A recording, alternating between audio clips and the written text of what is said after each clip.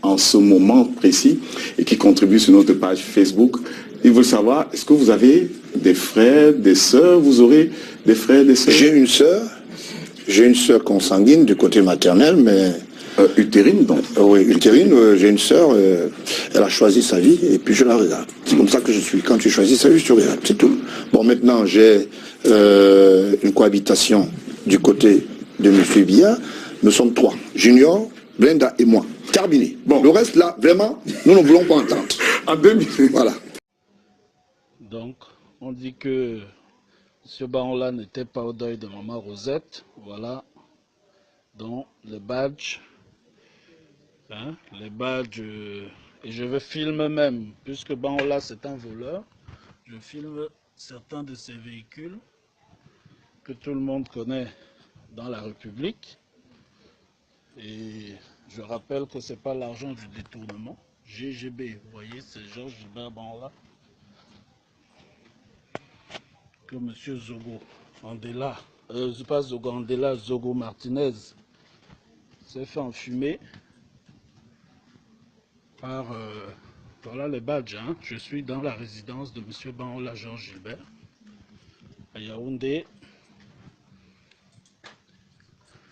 et nous sommes avec ses voitures et les voitures de son escorte, avec le Hummer que tout le monde connaît dans la ville. Donc grosso modo, voici encore une fois de plus les badges du deuil de Maman Rosette, hein. Cette dame qui est la mère de Chantal. Voilà donc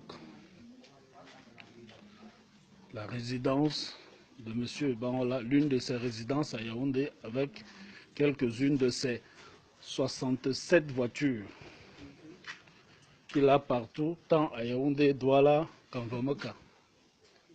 Voilà.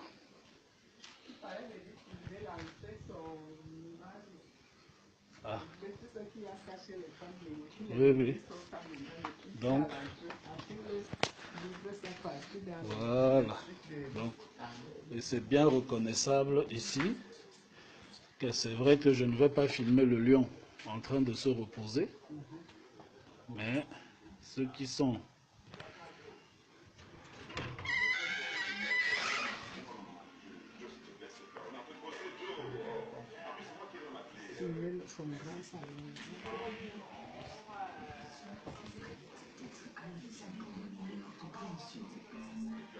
résidence de Baola Georges Gilbert, une de ses résidences.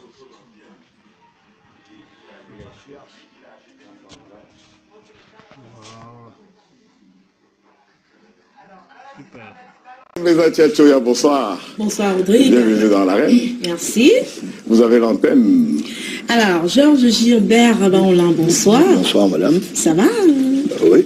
La journée a été quand même. Oui, j'ai eu une pression assez sérieuse. Je savais que je venais rencontrer le jeune Ouna et ça m'a fait des pressions. Voilà.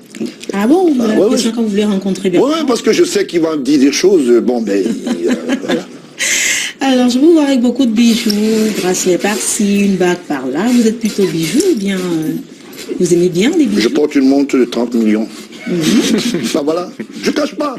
Je travaille pour ça. Personne ne va me l'interdire. Moi, je ne me cache pas. Hein.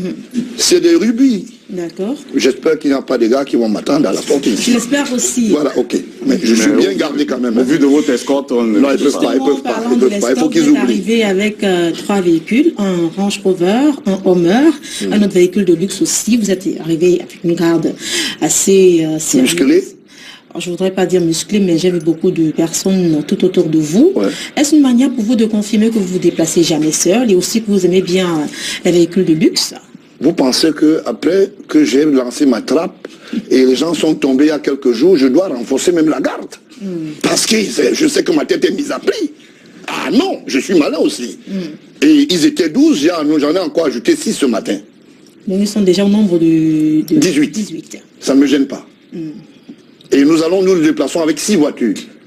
Il y a une voiture qui a des armes. parce que j'ai le droit de port d'armes, ainsi que, mais il y a une autre voiture qui est là pour la sécurité. Quand je roule, si on vous trouve en route, on bat la route, on sait que ce monsieur est au risque et péril. Même le chef d'État sait que le métier que je fais est un métier à haut risque. Pourquoi est-ce que les gens trouvent que c'est mauvais? On va parler à présent de votre style vestimentaire. Je sais que vous aimez bien les bretelles. Vous en portez aujourd'hui? Vous voulez le voir? Jamais sans bretelles alors? Oui, les bretelles, ça me rappelle le style Elvis Presley, non, parce que j'ai adoré beaucoup les acteurs américains, et puis j'aime être bien habillé, parce que c'est ce qui me rassure. D'accord. Et si je vous demandais de nous parler un petit peu de Georges J.P. Baonlan, vie privée. Vie privée, j'ai 4 femmes, 2 femmes blanches, 2 femmes noires. Pourquoi 2 femmes blanches? Est-ce que parce que je suis le seul Camerounais qui peut le faire. Ah bon, vous pensez? Oui, montrez-moi un Camerounais qui a 2 femmes blanches, avec des actes de mariage, parce que les femmes blanches, ça rigole pas, ça s'entretient. Voilà. D'accord, donc on peut comprendre que côté cœur, ça va. Non, ça va, je suis posé. Je suis comme un roi dans l'arène. Je à gauche, à droite, je me sens à l'aise. Je prends même une 5e déjà. Ah bon? Ouais. Comment elle s'appelle la 5e? Elle est médecine celle-là. Elle est en train de me regarder à la télévision. Je ne veux pas qu'elle me fasse des coups de gueule. Hein. Elle est noire au moins ou elle est blanche celle-là? Non, c'est une jeune qui est une génie pour moi de la médecine. Et puis j'ai dit, bon, pourquoi ne pas en faire une épouse? Et puis voilà. Et ce que je voulais vous donner, je venais d'avoir une nouvelle naissance. Ah bon? Quel sexe ça? Donc c'est pour ça que vous me voyez lucide là. D'accord, c'est quel sexe? C'est une jeune fille. Ça porte au nombre de combien alors les enfants? Quand je fais les décomptes, j'en ai 6, 6 à peu près. D'accord, vous affectionnez tous vos enfants. Et puis j'aime aussi, j'ai 7, j'ai voulu, Kyrian. Quand je viens à la télé, elle me fait des coucous, elle me dit papa vas-y, voilà. C'est 6 à peu près ou c'est 7? 7. Ah. Il a Voilà. 7. Je suis père géniteur. Je ne suis pas quelqu'un qui ne fait pas des gosses. On a bien compris cela. Et qu'est-ce que vous aimez bien manger? Un bon bassa? Vous aimez bien le bongo peut-être? Non. J'aime beaucoup les pistaches. J'aime manger le folon. J'aime les légumes.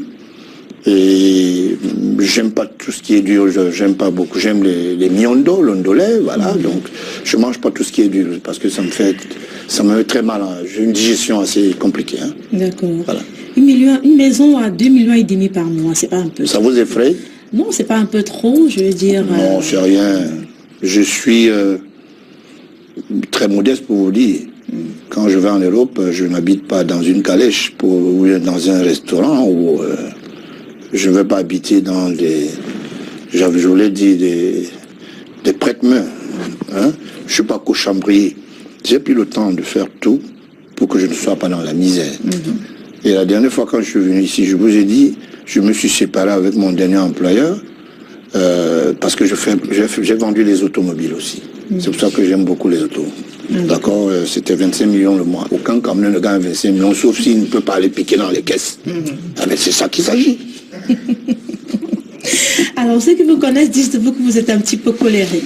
Non, je ne suis pas colérique, je suis quelqu'un qui est très vantard.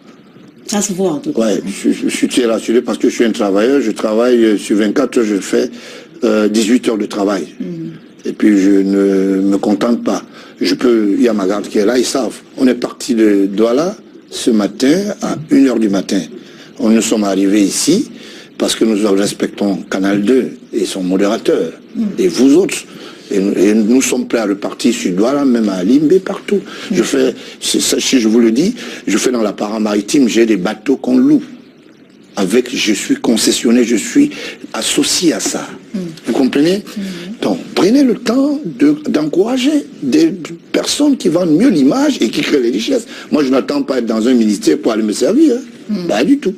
Alors, 18 heures de travail, vous prenez du temps pour vous occuper de vos 4 épouses et vos enfants en même temps. Vous savez ce qui les intéresse beaucoup? Elles font beaucoup de sport, elles s'habillent bien, elles sont rutilantes dans leurs belles voitures. Qu'est-ce qu'il leur faut encore?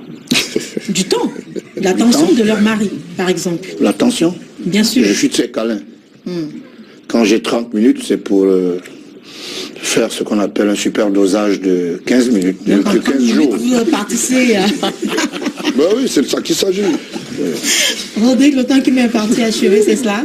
Une dernière réaction, Juste une dernière pour la route. Vous avez passé quelques séjours en Kondengui. Ça vous a fait quoi de vous retrouver dans les GIA?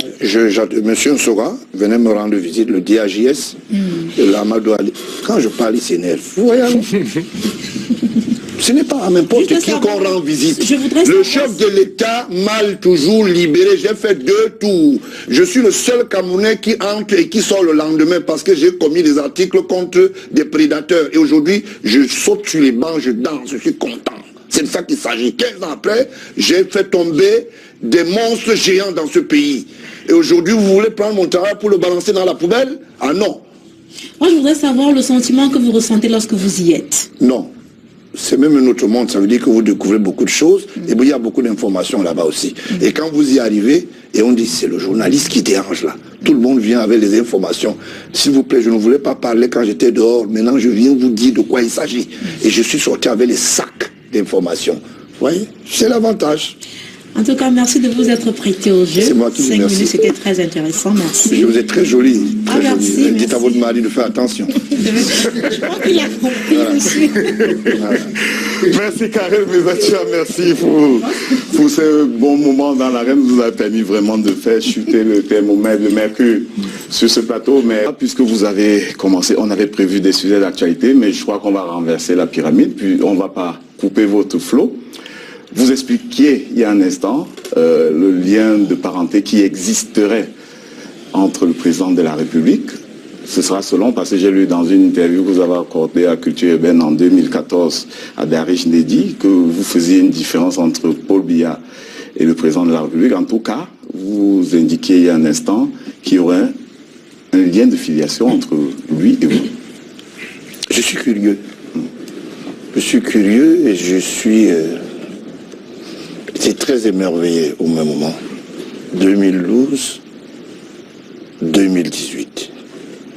Il y a un entretien qui est autour de l'affiliation d'un individu et le chef de l'État. Tous ces services de renseignement, toute l'expertise est allée où? Est-ce qu'il y a une contestation? Qui conteste? Quelle L'opinion publique? L'opinion, vous, oui. Peut-être. Nous faisons partie de l'opinion. Voilà, je voulais dire simplement ceci. Si nous entrons dans ce débat, je vais aller au fond du puits. Et je risque d'aller puiser de l'eau avec mon seau. Et si je puise de l'eau, j'espère que vous serez responsable. Parce que c'est ça aussi. Parce que je ne comprends pas. Quelle est cette histoire et cet acharnement? Mais M. Biya est là. En ce moment, pour votre bonne gouverne, le couple est en train de suivre, disons, que cette émission. En tant qu'habitué de... Non, je n'ai pas en tant qu'habitué. En tant que téléspectateur habitué. Je voulais simplement vous dire que c'est indiqué ce soir. Oui. D'accord? Et le couple est tout cuit. Je ne comprends pas. Est-ce que je gêne? Est-ce que je gêne parce que je déclare ou quelqu'un se plaint? Monsieur Biya se plaint-il? Il en a le droit. Même s'il est chef de l'État. Il en a le droit. Il a le droit de dire ce monsieur est un imposteur. Je ne le connais pas.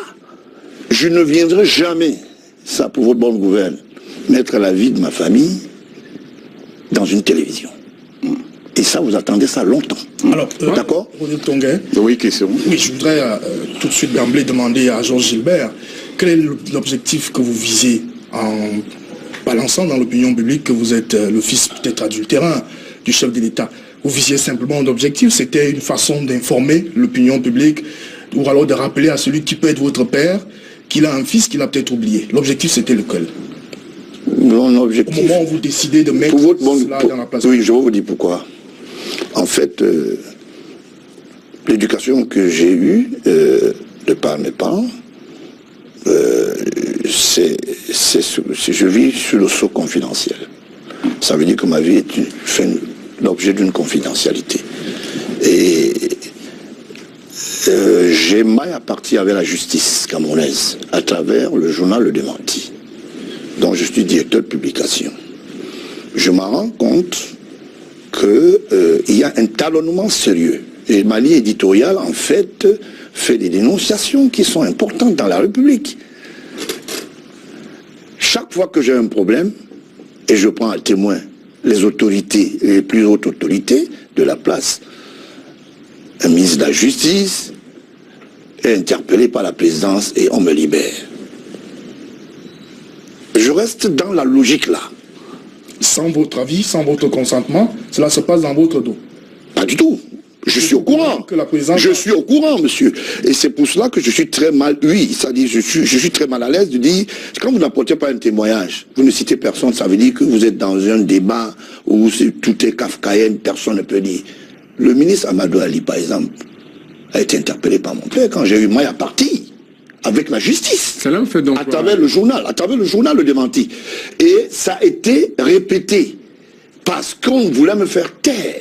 Et on m'a dit, malheureusement, n'était pas celle qui obéissait à une certaine console ou bien à une certaine note. Cela me fait croire que vous êtes une sorte de Mazarine à la camerounaise. C'est-à-dire c'est-à-dire la fille du président Mitterrand qui n'a pas reconnu officiellement pendant beaucoup de temps. Pourquoi avoir attendu tout ce temps pour qu'officiellement vous vous déclariez comme étant... Est-ce qu'on vous a dit que je suis venu indiquer à la télévision que j'étais le fils de Paul Biya en 2012?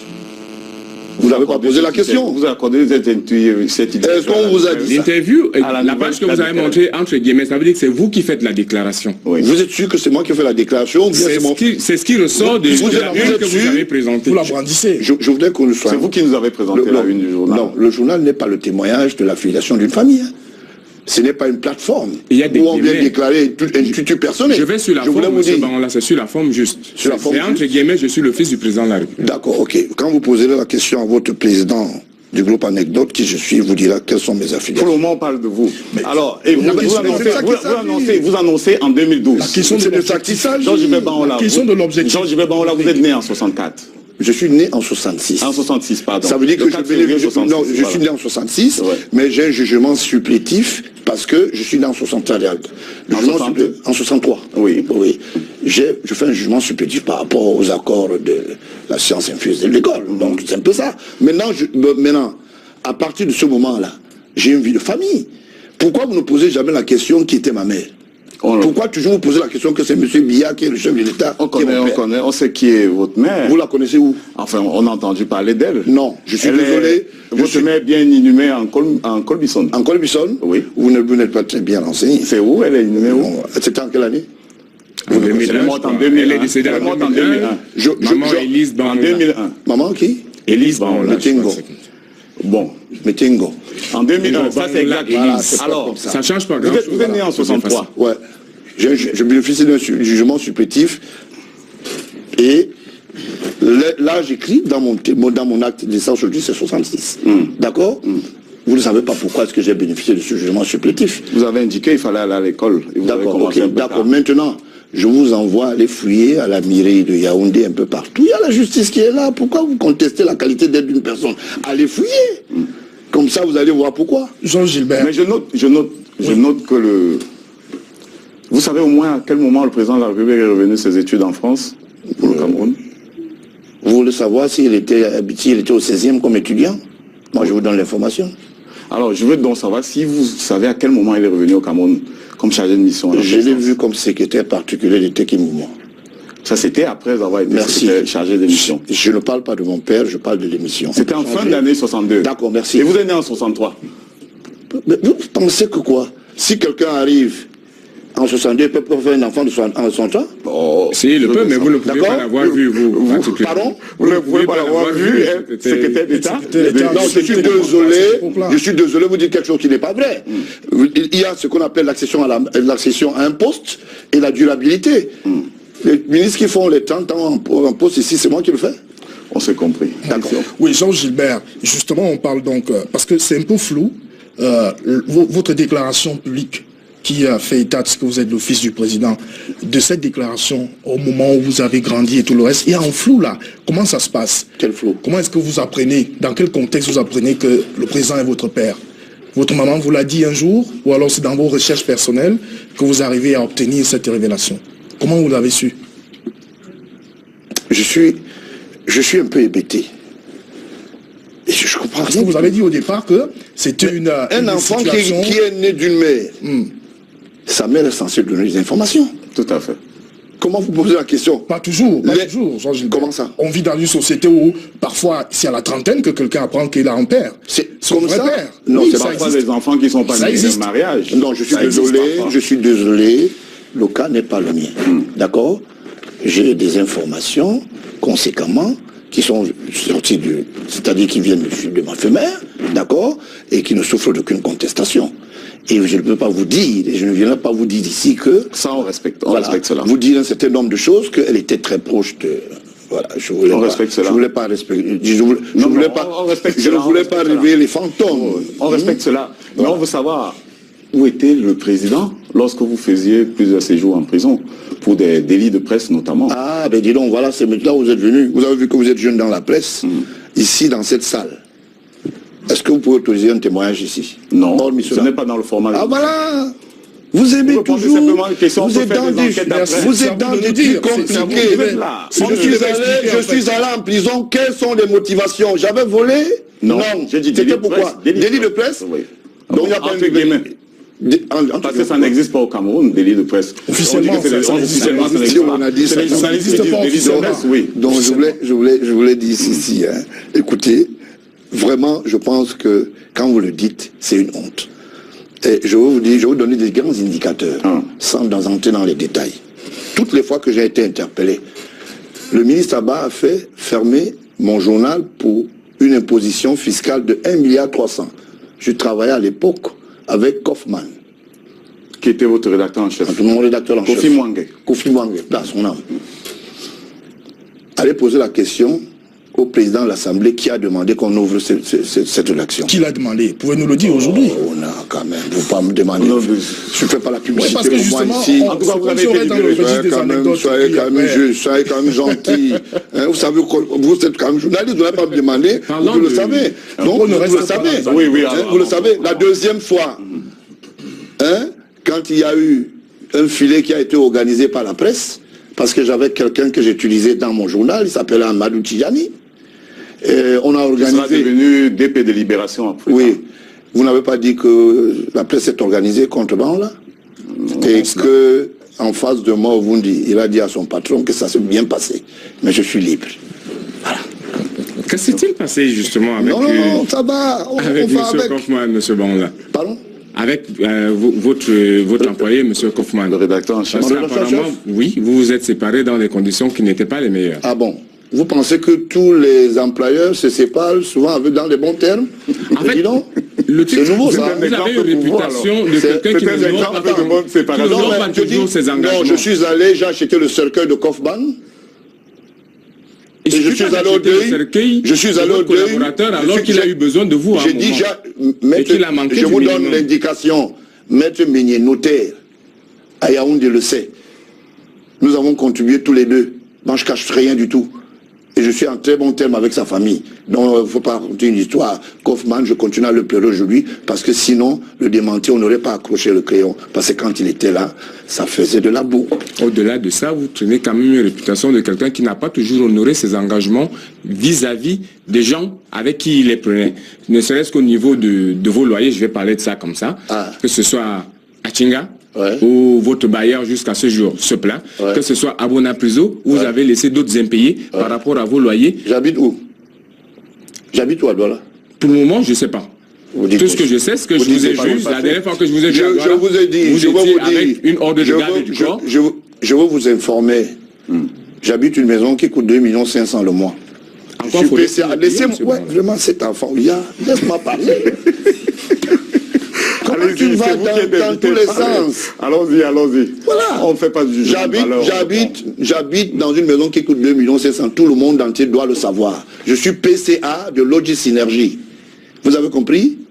Donc ça veut dire que ça ne souffre d'aucune contestation que les loyers courent. D'accord? Maintenant, s'il y a une plainte en face, la justice trouvera le moyen de venir me mettre à la porte, mais pour le moment, j'y suis encore. Alors, Jean-Gilbert, maintenant, au niveau de la presse, on sait que vous avez eu des rapports très compliqués avec le pouvoir en place à cause de votre façon de traiter l'information. Vous vous considérez comme un journaliste ou alors comme un dénonciateur ou comme quelqu'un qui est justicier? Non. Quelle est votre place? Comment vous vous définissez? Je vous dis, je suis pas entré dans la presse par la petite porte. D'abord, j'ai travaillé à ECOSOC. ECOSOC, c'est un département de la communication des Nations Unies. Ça, c'est la première chose. J'ai été avec Reporters sans frontières. D'accord? Donc, ça veut dire que je ne sors pas de la mauvaise école. Moi, je ne vais pas faire des emprunts. Non, pas du tout. Maintenant, je suis venu avec la tête de quelqu'un qui vient défendre une cause. Et pour défendre cette cause, je respecte l'éthique. Je ne suis pas un justicier. Pas du tout. Je ne suis pas du tout un justicier. Et je me rends compte qu'au Cameroun, quelques petits malins se cachent derrière des cachets de l'État et se passent pour des petits malins. Ils vous donnent une information comme d'autres agents le font dans certains services spéciaux, pas tous les services. Ils vous donnent une information et le soir, ils vous récupèrent avec une paire de menottes devant le ministre dont vous allez arnaquer. Moi, j'ai dit, je n'entre pas dans ce jeu. Et j'ai commencé à former des jeunes, parmi lesquels le patron de ce monsieur. Vous le savez. Vous comprenez? Est-ce que vous considérez-vous, vos jeunes, ceux que vous avez formés comme des modèles véritablement? C'est un modèle de savoir que ce monsieur est utilisé par quelqu'un qui est aujourd'hui sorti de mon écurie. En termes de qualité, dans ce métier, est-ce que vous pouvez vous vanter de vos produits aujourd'hui? Mais je me vante.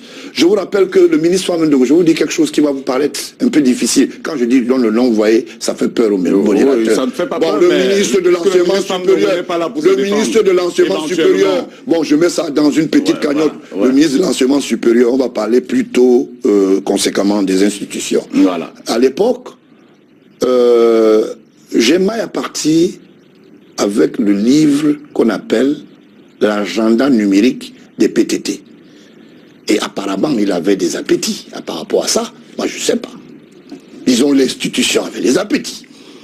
Et dans ma démarche, ça a mis mal à l'aise un certain nombre de personnes. On a préféré me retirer mon ancien directeur de rédaction qui a échoué dans l'organisme qu'on appelle le FECOM. À l'époque, c'était Ondondon qui était encore là. Je ne sais pas s'il vit encore ou bien en prison. On m'a retiré. C'était Nouna, qui aujourd'hui a la recette domaniale. Jusqu'au secrétaire, j'ai été combattu. Ça veut dire que les gens venaient prendre des gens chez moi pour me déstabiliser. J'ai dit, ok, c'est pas un problème. Ce n'est pas du tout un problème.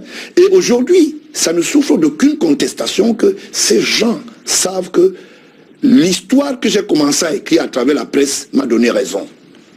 Mais Georges-Gilbert Baola, votre radio, il y a eu le démenti, le tabloïd, le périodique, mais il y a eu la radio après qui a été fermée. Qui a été fermée par qui?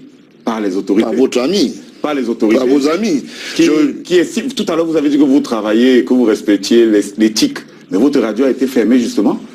Parce que je ne respecte pas l'éthique. Manquement grave à l'éthique. Merci. Et là, on est tous d'accord. Merci.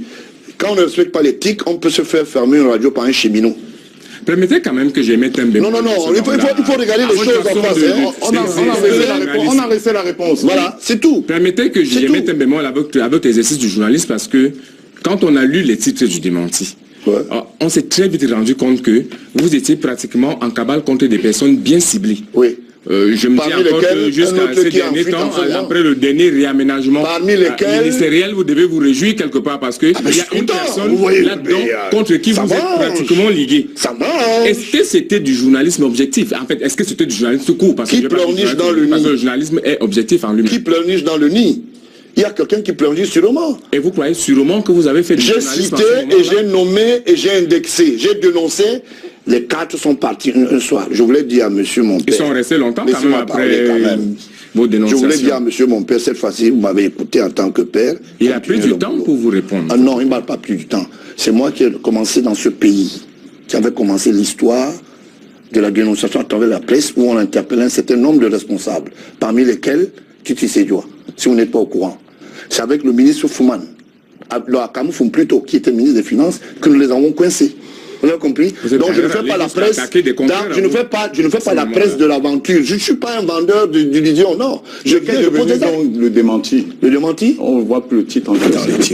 Je voulais vous dire, pour votre bonne gouverne, ça se dit, j'ai 3 entités additionnelles. J'ai 3 médias. Un média, une radio-télévision à Pretoria, parce que j'ai un bureau là-bas. En Angleterre, j'en ai une. Ici, j'ai fait cadeau à l'autre. N'est-ce pas, Ouna? Je peux pas. Mais témoigner. Les noms de ces médias-là. Témoigner quand même que tu es gentil avec les jeunes. Georges Gilbert, vous êtes gentil avec les jeunes. Mais je les donne, nous, je fais des cadeaux. On veut comprendre. Quel est le Camerounais qui peut faire comme moi? Il construit une bâture radio, il met 50 millions et il donne aux jeunes. On aurait voulu que cela bénéficie aux jeunes Camerounais. Mais c'est pour cela. Et puis, moi, je ne suis pas venu parler de celui qui radio ici. Non, oui, les noms. Non, sorti d'ici, je vais vous donner. Je ne suis pas venu parler de lui parce que j'attends de vous des réponses objectives à des questions bien précises. J'ai fait des financements. Qu'est-ce que vous pensez aujourd'hui de l'essor du groupe L'Anecdote qui, comme vous dites, le patron de ce groupe-là est quelqu'un que vous avez formé vous. Mais lui aujourd'hui, quand on le regarde sur le plan des médias camerounais, est quand même en train d'avoir un certain essor. Par rapport aux vous avez une lecture très légère. Quand on peut rencontrer un président centrafricain 20 ans après que moi je sois avec Patassé, c'est beaucoup. C'est le résultat qui compte, monsieur Baron-là. C'est le résultat qui compte et c'est monsieur emploie pratiquement 500 jeunes Camerounais. Je ne marche pas avec les autocollants. Qui sont régulièrement payés. Alors, Georges Gilbert, qu'est-ce qui a fait problème pour sortir peut-être, c'est vous qui donnez le canevas de cette affaire de presse. Qu'est-ce qui explique qu'aujourd'hui, vous qui vantez donc votre entrisme, vos relais au niveau de ces médias, qu'est-ce qui explique, qui justifie qu'aujourd'hui que vous ne soyez pas patron d'un grand groupe de presse? Je vais vous dire quelque chose. La déontologie. Est-ce parce que vous êtes peut-être un envoyé du Sérail pour mettre en difficulté certains ministres, puisque à chaque fois vous avez brandi cette filiation, et les choses sont toujours passées comme je vais vous dire quelque chose. Oui. En ce moment, le couple présidentiel regarde la télévision et Canal 2. C'est une télévision respectable. Vous savez comment elle dit? Prends un petit vin et dit vraiment, ces enfants n'ont rien à dire. Vous avez quoi à dire alors? Moi, j'ai quelque chose à dire. Oui, dites-nous alors. J'ai quelque chose à dire simplement. J'ai quitté le monde de la presse et j'ai fait cadeau des institutions parce que j'ai estimé qu'il n'y a pas de presse au Cameroun. Il n'y a pas de presse. Il y a ce qu'on appelle les entreprises et les entrepôts. Vous avez compris? J'assume ce que j'ai dit. Moi, je ne viens pas faire du commerce, pas du tout. Et je comprends aujourd'hui que les jeunes qui sont dans le métier continueront à payer le prix des salaires, je voulais dire, des mégots de salaire. Et pourtant, si je me souviens bien, monsieur ils vont payer le prix toujours. Parce qu'on vous entraîne dans un couloir, pendant que nous, on vient, on vous dit, on n'est pas d'accord, il faut que vous ayez des statuts. Vous venez carrément défendre des prédateurs qui sont de l'autre côté, parce que vous estimez que la prédation doit être installée dans la presse. Ok. Let's go. Monsieur Baron-là, après que vous ayez fermé le démenti radio et support papier, vous êtes quand même prévalu d'être le patron d'Afrique Média lorsqu'Afrique Média s'installait au Cameroun. Non, pourquoi avoir voulu prendre la place du patron? Non, je voulais vous dire quelque chose. Monsieur Tagou m'a vendu les photos à 300 francs à l'avenue Kennedy. Mais vraiment, comment vous dites des choses compliquées? Ça fait partie de son parcours. C'est comme étant le patron d'Afrique Média. Vous l'avez fait, monsieur Baron-là. Vous pensez que moi, je peux venir dans une télévision, me prévaloir? Je ne vais pas appeler ces membres du gouvernement de venir témoigner ici, mais ils savent que vous leur avez dit que vous étiez le patron. Je suis désolé, je ne vais jamais dans un bureau. Parce que les ministres me rendent visite, je ne vais pas dans leur bureau, je ne vais jamais. Jamais. Parce que quand vous allez là-bas, tout de suite vous êtes taxé le mendiant et tout. J'ai des amis ministres, même dans ce système. D'accord? Et je tiens à vous dire que je suis un armurier. Quand je vends un élément à 12 milliards, j'ai 10%. 10%, ça fait 1,2 milliard. Je n'ai pas besoin de venir faire... Vous êtes prévalu de ce fait? Je n'ai pas prévalu, je suis président de ADS. ADS est un fournisseur d'armes. Même le président de la République le sait. Tout le monde le sait, si vous n'êtes pas au courant. Moi, et je vous le dis, nous le faisons... Qui à son époque nous le faisons, je vous dis que nous le faisons depuis plus de 20 ans. Maintenant, je ne souffle pas pour aller demander aux gens que donnez-moi la publicité. Comme vous voyez, je m'en vais faire le mendiant du côté de la Guinée pour être dans les Araquis, raconter mes portes. C'est pas de la mendicité, c'est les sources de financement. Non, ce n'est pas les sources de financement, comment? C'est la mendicité, la mendicité est interdite au Cameroun. Bon, là, les sources de financement sont connues. Il y a les ventes, il y a la publicité, la demande et la mendicité. Il y a les subventions. Les subventions? Oui. Vous avez le droit, vous pensez que vous avez le droit de recevoir une subvention? Oui, je suis désolé. Là n'est pas le débat. Non, là n'est pas le débat. Oui. Si vous voulez un débat, on ouvre le bon débat. Si vous voulez le débat, on prolongera le débat tout à l'heure, on reviendra au débat tout à l'heure. Vous avez indiqué que vous êtes passé de la presse à autre chose, vous êtes armurier, là, vous l'avez dit. Je vous le dis. Beaucoup de choses, nous l'avons vu sur votre CV, mais nous allons essayer de faire descendre la température dans ce plateau en recevant Karel Meza Tchatchoya pour de nos téléspectateurs qui nous regardent en ce moment précis et qui contribuent sur notre page Facebook. il veut savoir, est-ce que vous avez des frères, des sœurs? Vous aurez des frères, des sœurs? J'ai une sœur consanguine du côté maternel, mais... utérine, donc? Oui, utérine, j'ai une sœur, elle a choisi sa vie, et puis je la regarde. C'est comme ça que je suis. Quand tu choisis sa vie, tu regardes, c'est tout. Bon, maintenant, j'ai une cohabitation du côté de M. Biya. Nous sommes 3. Junior, Brenda et moi. Terminé. Bon, le reste, là, vraiment, nous ne voulons pas entendre. Voilà. En 2012, vous disiez pourtant, en 2000, à Daris dédie dans Culture Ébène, que vous avez une soeur qui est morte depuis 7 ans. Non, c'est pas possible. Si, c'est écrit. Non, voilà Culture Ébène, pardon. Culture Ébène, c'est sur Internet. Non, je crois qu'ils avaient mal écrit. Ouais. J'ai jamais perdu une sœur. Pas du tout. J'ai des cousines que j'ignore parce qu'elles ont des vies compliquées. Moi, je ne veux pas entrer dans ce genre de vie. J'ai des cousins, ils ont choisi leur couloir. Vraiment, quand je les regarde, je préfère piquer la course. Et il y a Dani qui est toujours en vie. Dani, votre soeur, est toujours en vie. Pardon? Dani, elle est toujours en vie. Vous ne dites pas ce que vous avez fait d'elle? Elle est là, elle a Bépanda à Douala. Elle a Bépanda? À Douala. D'accord, ok. Je crois qu'elle nous regarde aussi ensemble. Donc si elle est en train de regarder, elle sait pourquoi est-ce que j'ai pris position et j'assume. Moi, je me Alors, une dernière question. J'assume. S'il vous plaît, une dernière question. Il y a une autre question de téléspectateur qui prétend connaître votre mère. Quelle était la profession de votre mère? Elle s'occupait à quoi au quotidien? Je voudrais que ça vienne de vous. Parce oui, que... oui, je voulais vous dire quelque chose. Honnêtement, elle est morte. D'abord, je vous rappelle qu'elle elle était dans le corps médical. Elle a été très proche de la feu première dame Jeanne-Irène Biya. Elle était son assistante et elle a travaillé avec le professeur Mafiamba au service des prises en charge. Et aujourd'hui, le Cameroun lui a donné quelques médailles que je garde encore, mais je crois qu'elle a fait sa carrière. Elle a laissé une parcelle de terre qui n'est pas exploitée. Non, c'est... vous savez, je vais vous dire quelque chose. Hein. Il y a quelque chose qui anime parfois les petits malins. Ils ne veulent pas bosser, ils veulent que les autres aillent bosser pour aller faire des choses. Si c'est ma soeur qui passe par la tribune d'ici, je lui dis qu'elle a encore beaucoup de temps pour faire. Non. Et la route, là, sera bien longue. Nous sommes assez grands pour ne pas le porte-parole. Je vous dis, aujourd'hui, parce que on sait que je roule carrosse, je travaille 18 heures sur 24, c'est le grand frère, c'est ça.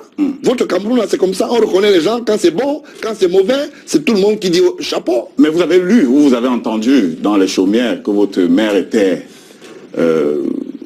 incantatrice. De quoi? Elle était marabout. Quelque chose de similaire, ça. Vous avez lu ça déjà? Vous avez entendu parler? Je vous dis quelque chose. Oui. C'est l'occasion de démentir. Non, je voulais dire des accusations. Non, c'est bon. Je voulais même dire. Chez nous, on a ce qu'on appelle des héritages de famille. Quand M. Biya Nongi, il est sorcier. Non. Pourquoi les gens trouvent que c'est mauvais? Si c'est la reine de son village et qu'elle, à un moment où elle vivait, elle tenait ce qu'on appelle les us de ce village. Les gens trouvent que c'est mauvais. Donc le nom aussi, on a dit qu'il est sorcier. Tout le monde sera sorcier à la fin. Moi qui suis ici, je suis investi à l'ouest. Vous comprenez? À Fongo Tongo. Comme chef, parce que vous parlez d'un chef. À Bafan aussi. Je suis investi. Parce que le monsieur qui avait été présenté comme votre père auparavant était Bafan. Je suis désolé, je n'ai jamais été Bafan. Donc je voulais simplement vous dire que je suis investi à Fongo Tongo. Vous comprenez? Mais si vous parlez à un chef comme ça au sorti d'ici, bon voilà, il n'y a pas de... Georges Gilbert, je comprends un peu votre peine lorsque vous parlez de votre mère. C'est pas toujours aisé de parler de nos parents qui sont partis. Mais ce que je veux vous demander, c'est en 2001, lorsque maman Élise s'en allait, qu'étiez-vous, que faisiez-vous exactement? Et où était votre père? C'est terrible ça. Le président de la République a fait une prise en charge de plus de 300 millions. Monsieur Meva Meboutou est témoin. J. Rémi Ngonon a repris Bec. Moi, je suis pas là pour ça, mon père. Laissez-moi parler. 90 jours à la mort. Il ne veut pas parler. Ce monsieur est terrible. Oui, mais parce que vous citez des gens qui ne peuvent pas se défendre. Non, je le dis. Qui ne peuvent pas se dire. Je suis ici en train d'assumer mais on a le sait. Et comment justifiez-vous donc le fait je ne peux pas mentir sur le dos des gens. L'État du Cameroun, à travers le chef de l'État, il y a eu une instruction, elle a eu une prise en charge, elle a été malade pendant plus de 7 ans, on s'est occupé d'elle, et je le dis, le dernier coup qui s'est passé, c'était le virement qui devait aller à l'hôpital à Sapetière. Monsieur Meva Meboutou a bloqué et Voilà. Il veut pas que... Non, on peut... Monsieur Meva Mobutu ne pourra pas... Il était ministre des Finances. Pendant cette émission, nous dit si c'est vrai ou pas. Bon, d'accord. Voilà. Je vous donne l'acheminement. Je n'ai pas soigné ma mère avec mon argent. Oui. Je le dis. Il ne faut pas que je vienne raconter une histoire dormi debout. D'accord? L'État a fait une prise en charge sur haute instruction du chef de l'État, si vous voulez. Moi, je vous dis toute la peine que j'ai à vous poser ce genre de questions, mais je voudrais bien savoir pourquoi est-ce qu'à la fin, le professeur Ndom, qui l'a soigné ici, à l'hôpital général, c'était des prises en charge de l'État. Vous voulez que je vienne mentir pourquoi? On sort oui, jardin secret. Pour sortir complètement de ce jardin secret, il y a quelques années, Georges Gilbert, vous avez fêté avec faste votre nomination aux hydrocarbures. Vous avez fait le tour des médias pour expliquer la longue mission qui était la vôtre et vous expliquiez à l'époque que c'était une façon pour votre père de vous introduire dans le sérail et les affaires. Qu'est devenue votre fonction aux hydrocarbures aujourd'hui? Vous n'en parlez pas beaucoup. D'abord, vous avez de la mauvaise information. Voilà un journal qui avait publié dans cette période. Vous avez fait le tour des plateaux. Laissez-moi parler. Vraiment, je ne comprends pas. Allez-y. Je parle avec... Je brandis des précisions. Parce qu'il y a une réponse précise. Voilà. NOSA est une entité qui fait un contrôle dans le domaine et qui est en cohabitation avec la SNH. Vous comprenez? Oui. Et maintenant, ce travail est fait par mes pairs. Ça ne veut pas dire que je ne suis plus. Parmi d'autres fonctions, une autre fonction. C'est de ça qu'il s'agit. Et NOSA existe. L'autorisation a été donnée par le chef de l'État et ça a été entériné par le ministre M. Atanakuna. Il est encore là, non? Hein? Il est encore là? Vous suivez l'actualité comme nous? Non, je croyais que peut-être il était encore là. Bon, disons qu'il est là encore. Voilà. Donc, alors, quel est le bilan que vous pouvez en faire aujourd'hui? Votre passage aux hydrocarbures dans cette... Un bilan propre. Oui. J'ai combattu la fraude.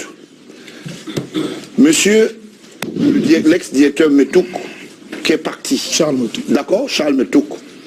À la sortie d'une réunion de convivialité dans le domaine, il dit tu manges seul. Quelqu'un avait dit tu manges seul. Un certain Polycarpe, mais pas à bas. Non, vous comprenez? Et moi je le dis, on finançait à 496 milliards. J'ai appelé un jeune qui est parti des finances il y a quelques jours. Je ne donne pas son nom, ça arrange le modérateur. Il était en train de signer un chèque pour envoyer à son frère, qui est là-bas à la Sonara. Je lui ai dit, si tu signes ce chèque, je veux transmettre la bonne nouvelle au chef de l'État que vous faites dans la prévarication. Aujourd'hui, je vous rappelle que le domaine pétrolier, ils sont en train de s'autoprendre, disons qu'en charge. Et c'est ça aujourd'hui qui fait que beaucoup qui étaient dans le sérail sont en train de partir. C'est tout. Alors, vous qui étiez donc dans ce milieu, dans ce secteur pétrolier, on discutait avec un expert de la Banque africaine de développement de temps à autre, en la personne de Bernard Wandji, qui nous expliquait que la Sonara travaillait en ce moment sur le tiers de ses performances. Est-ce que vous pouvez confirmer cela, vous qui étiez dans ce sérail, et nous dire pourquoi est-ce que ça se passe comme cela? Ça se passe parce que les gens n'ont jamais voulu que les choses avancent dans ce pays, malgré le cahier de charge du chef de l'État qui fait promouvoir. Tous les directeurs qui sont venus là, nous faisons dans le but encore dans ce Cameroun, au Cameroun. Ça veut dire que pour que vous ayez le carburant prêt à consommer, il faut que ça soit traité dans une autre usine. C'est malheureux. Malheureusement, c'est ça. Est-ce que vous l'avez dénoncé du temps où vous étiez là? Je l'ai dit, j'ai dénoncé à haute voix. J'ai dénoncé d'abord sur l'air et digne, père son âme. Après, tout ça a suivi. Vous comprenez? Et maintenant, si les gens ont choisi d'être avec des sociétés comme Transcontinental et ils ont des amitiés avec certains journalistes qui ne veulent pas les dénoncer, moi je ne veux pas faire. Et surtout que les publicités passent dans certaines télévisions privilégiées. Puisqu'on est dans le domaine pétrolier, M. Bangola, quelles ont été vos relations avec la CSPH, la Caisse de stabilisation des prix des hydrocarbures? M. Talba, c'est un ami. Oui, et après, il y a eu M. Ondobo qui gérait un domaine financier là-bas, qui vous a accusé d'avoir perçu un peu plus d'argent avec des documents qui n'étaient pas des documents. Lui-même, Ondobo est où? Il est là-bas, hein? Moi, je suis dehors. Vous ne l'êtes pas seulement parce que vous avez un passe-droit qui vous fait sortir de prison. Vous l'avez libéré? Il est libre. Vraiment, vous avez fait des efforts. Il a été libéré par la justice. Quelles ont été vos véritables relations avec la CSPH? C'est des histoires. Ondobo, je le connais très bien, il habite à Issos. Nous faisons le 2-0 à l'époque. C'est un ennemi, même c'est un grand frère. Mais pour le moment, c'est d'accord. Je vous le dis, Ondobo n'a jamais payé un franc de plus. Et c'est M. Talba qui donnait quelques publicités au démenti, avec quelques froideurs. Bon, on sait maintenant comment ça se passe. Il a reconnu n'avoir pas payé. Il a péché de non, bon sens parce ça n'existe pas. Vous lui avez présenté des documents. On ne me fait pas des cadeaux. C'est M. Waziri qui faisait la comptabilité. Ce n'est pas M. Ndobo. Ndobo ne faisait que payer. On a bien compris, on s'est entendu. C'est ça qui s'agit. Moi, j'ai jamais dit là. On ne s'attardera pas sur les personnalités, mais je voudrais, puisque vous êtes présenté comme le fils du président de la République. Je ne suis pas présenté. Parfois, il y a des gens. Est-ce qu'il y a des gens qui viennent vers vous parce qu'ils estiment que vous pouvez jouer les facilitateurs pour un ou deux projets? Ça arrive parfois. Il faut que je profite à la télé. Je dois profiter. Voilà. Tous les documents qui vont chez le chef de l'État, et je parle sous la haute dignité de toutes les autorités. Quand j'écris, je mets bien le fils aîné du chef d'État, je mets le cachet. Vous avez compris, non? Ça entre dans l'administration. Mais ça peut servir de passe-droit. Parfois dans certaines affaires. Dans certaines quoi? Ça peut aider à faciliter les autorisations. Si j'ai les pauvres, c'est mauvais. Je voudrais citer cette entreprise, Navitrans. Vous avez été PCA, il me semble. Je suis PCA jusqu'aujourd'hui. Navitrans de M. Védrine. Oui, qu'est-ce qui se passait? Mais qui vous avait consulté parce qu'il pensait que parce qu'il estime que vous êtes le fils du président de la République et qui voulait des licences shipping et qui aurait investi près de 900 millions pour vous entretenir, mais qui jusqu'à... Vous savez ce que vous dites est très grave. Oui. Et je voulais vous dire, les petits gens qui racontent n'importe quoi... Vous avez l'occasion de vous défendre. Je vous dis, c'est très dangereux. Et j'ai des témoins dans la salle. Voilà. D'accord? D'abord, la vie d'entreprise ne peut pas se mettre dans une télévision. Oui. Deuxième chose, ça n'a jamais existé. J'ai mes téléphones, je peux vous les ramener tout de suite. Et vous allez voir les correspondances et comment j'en m'entretiens avec mes collaborateurs. Les gens ne peuvent pas dire n'importe quoi. Navitrans est un consortium qui est lié à Logis Synergie. Vous comprenez? C'est moi qui suis ici, qui a fait signer toutes les licences sous le label de monsieur Mbembo. J'ai des documents. Allez au ministère poser la question au directeur de l'appareil maritime. Au ministre du Transport. Oui. En tant que ministre du Transport. Ouais, en tant que ministre du Transport.